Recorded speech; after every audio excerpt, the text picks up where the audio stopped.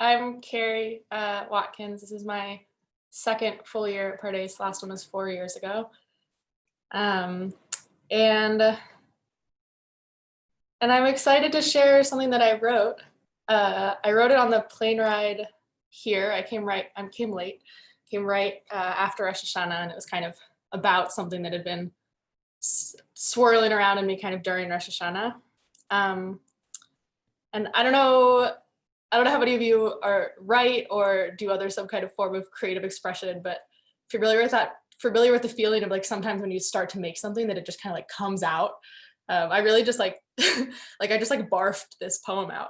It was like it really just totally flowed out on the plane here.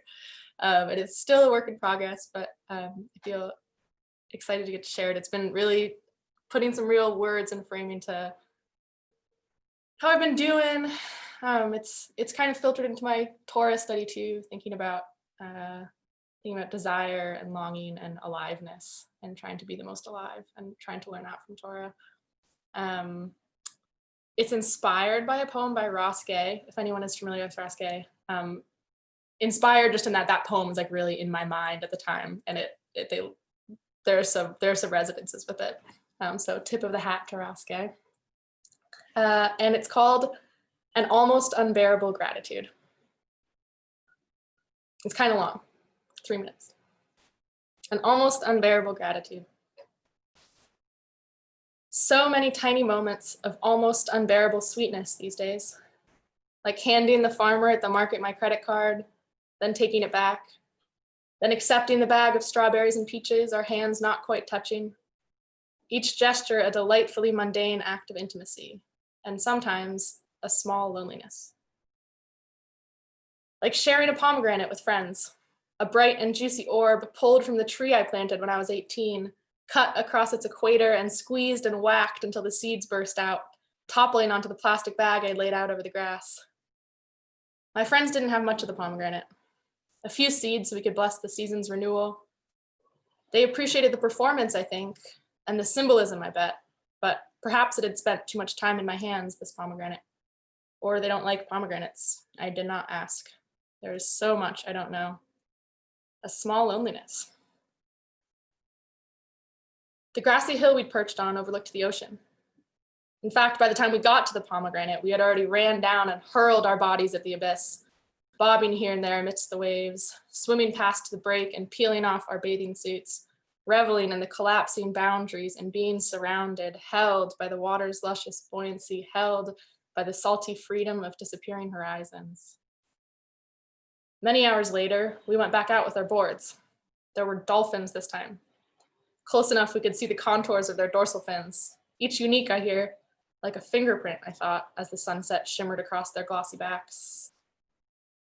I longed then to be surrounded by them, as it happened to me once, a couple years ago, on a small boat off a tiny island in the Caribbean. I'd torn off my shirt and jumped in the water, and they found me, circled around me, touched me, poured their high whistles into me. I felt those vibrations for days. It felt like waking up. The dolphins yesterday kept their distance, uninterested in my flailing presence, I suppose. That's okay, though I long for it still. And now I'm off again, to a golden city surrounded by walls. A city much more fire than water. It was my own flame that hatched the plan months ago, secured the visas, bought the flight, buoyed by a vision, an upswell, mostly. But now, hurtling east, I close my eyes and feel the kelp curling around my ankles, the tides tugging at my veins, the current rising in my lungs, the waves swelling up in my chest. This swelling up, this upswelling, is what I've been calling that feeling of my heart glowing outwards, reaching towards some resonance, some kindred form or energy, some deep curiosity, desire, the life force refracted. And it calls out from somewhere much deeper than my thinking, reasoning brain knows how to validate. But I've been learning to listen. And now I know the upswell when it knocks and says this, follow this. Sometimes whispering like a lighthouse just visible through the fog, other times howling like a hot air balloon encircled by a murder of cawing crows and falcons, talons out. I guess what I'm saying is desire unfulfilled is an almost unbearable sweetness, thank you. I guess what I'm saying is waking up has unleashed a hurricane of that honey. I'm so grateful. I guess what I'm saying is the alternative is feeling less, and I've tried that and it's worse. I'm so freaking grateful. I guess what I'm saying is I'm all in, though most of the time I don't know what that means. Thank you.